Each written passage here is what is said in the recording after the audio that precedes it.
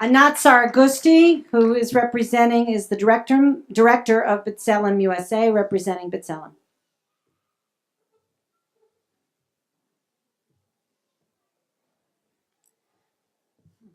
Thank you. I'm Anat Saragusti. I'm an Israeli. I'm a journalist by profession, a filmmaker, and I'm very happy to be here and for this opportunity to represent B'Tselem. B'Tselem is an Israeli organization. It's the Israeli Center for the Information on Human Rights in the Occupied Territories. The word B'Tselem is taken from the book of Genesis. B'Tselem Elohim bara oto. In the image of God, he created them. And it corresponds with the Universal Declaration of Human Rights. All human beings are created equal. So this is the basis of B'Tselem. B'Tselem was established more than 2 decades ago, and we work on the human rights of the Palestinians in the occupied territories, both in the West Bank and in Gaza Strip. And the way we see the future of Israel is that in the future, all individuals, Israelis and Palestinians, will have dignity, freedom, and human rights. And the way we do it, we have different methodologies to do that. We monitor on a daily basis, and we bring in information from the field. B'Tselem has 10 field workers and over 200 volunteers with video cameras that document and monitor the situation on the ground on a daily basis and bring it back to the office. We analyze all this information and we create periodical reports that are very credible and used by both the Israeli army, and we use it to promote the human rights, and we use it to promote the discourse of human rights within the Israeli very vibrant and democratic discussion. What B'Tselem USA is doing is trying to promote the issue of human rights into the Jewish American discourse and the American discourse in general, because America is has a key role in the Israeli-Palestinian conflict. And we try to promote the idea of human rights, because behind these political discussions, there are the human rights of the people who live under the occupation for more than 4 decades. So, Anat, tell me, B'Tselem has a long and important record. Can you tell us what you feel most proud of, where you saw something and actually were able to affect change on the ground?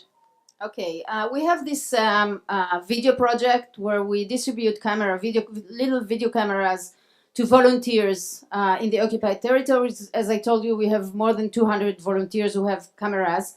And these cameras, which was a pioneer project all over the world, and many places adopted this kind of project, it not only empowered the people who hold the camera, because they now not only victims, but they have the power to change reality. The fact that the cameras exist in this area reduced the violence in this area, which was very, very good influence on the ground. Yeah. And we are very proud of that. Thank you. Thank you. Josh Bloom from Trua.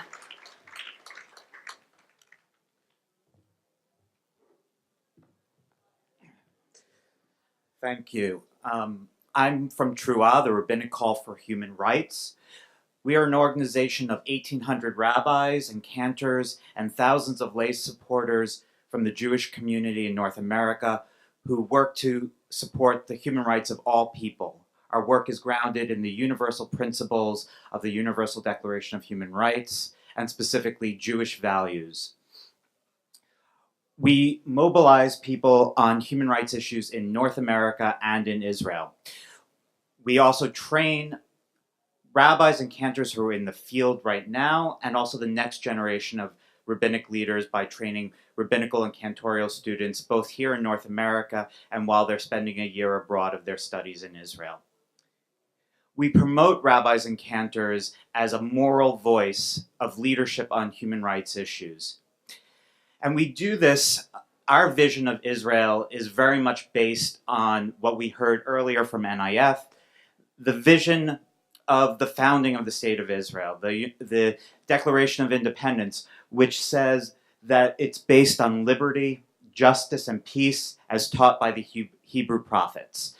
Our work is grounded both in the Torah and the historical Jewish experience, and tied very much to this very relevant document in Israel. And we believe in the development of Israel for the benefit of all its inhabitants. We believe in the full social and political equality of all inhabitants of Israel, and the freedoms that are important to everybody's lives that are in Israel, and the principles of the United Nations.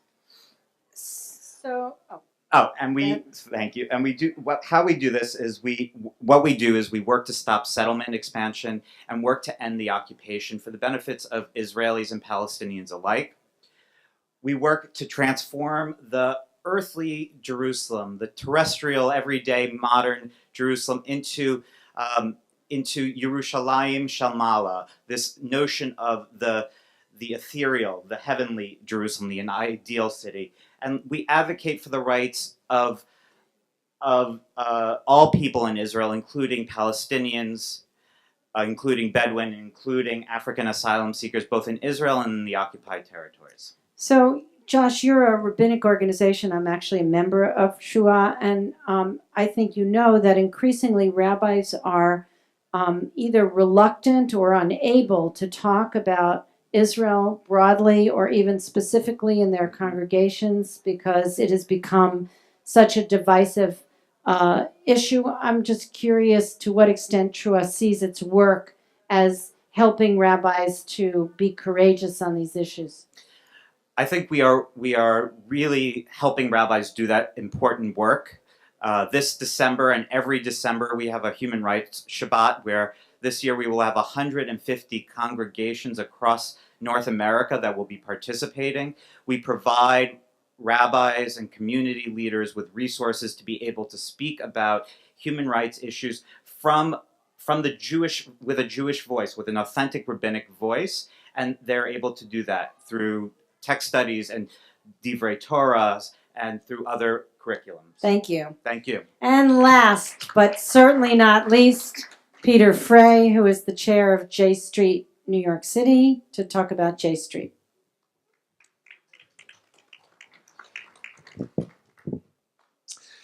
Well, as probably everyone knows, J Street defines itself as being pro-Israel, pro-peace. It's really a twofold mission. The first one is to push for two-state solution, with the underlying logic is that for Israel to be both Jewish and democratic in the long run, the only way to get there is through a two-state solution. And the second part of the mission is to assure that the U.S. stays involved, actively involved in these negotiations. Again, the logic behind that is that without U.S. involvement, these two parties will never be able to reach an agreement. And I think the current developments really are testimony to that. J Street is just celebrated its 5th anniversary. It was founded by Jeremy Ben-Ami. It has 180,000 members, of which about 10,000 are in the New York City area. In New York City itself, the New York chapter, of which I am the co-chair, it's a two-pronged mission. One is its local outreach to the Jewish community, synagogues, Jewish community centers, other Jewish organizations, and second, to members of Congress, to delegations, be it in the House or in the Senate. The vision.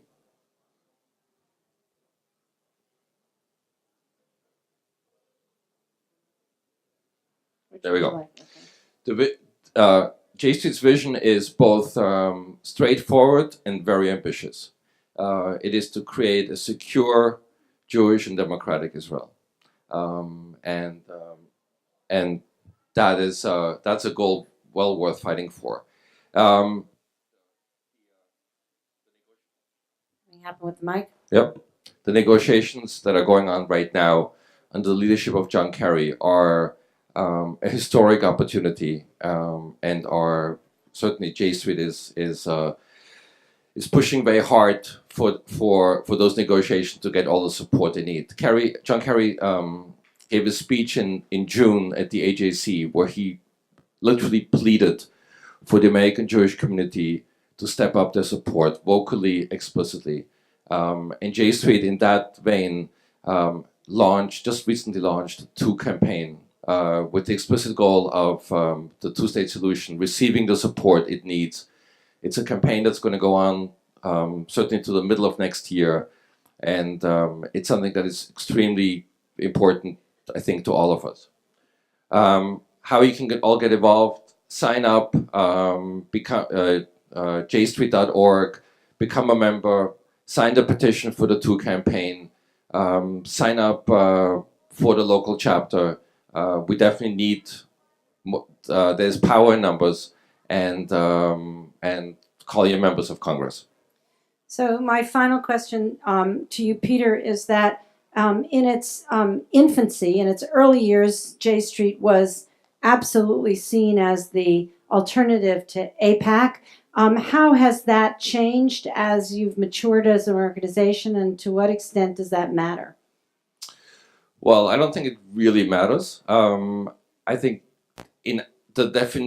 it's all about how you define yourself. And I think we define ourselves as being proudly pro-Israel, proudly pro-peace, and proudly pro-state solution. And the issue with two-state solution is that you can be in support of two-state solution in name only. And I think that is the key of this campaign, is to make sure that people understand what it means to be in favor of that two-state solution. Thank you so much.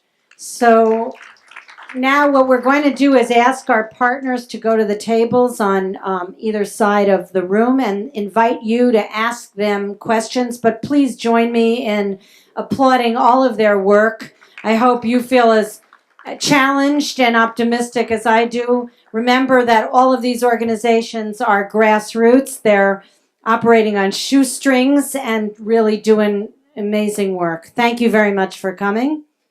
And don't forget the films. The shorts begin at 1:30. And a big thank you to Rabbi Joy Levitz, who did a fantastic job, I think, asking all the right questions. Folks, please engage with our partners, engage with them all week, and we'll see you downstairs for Visions of the Future, our short films that are about Visions of the Future, New Voices. Check them all out.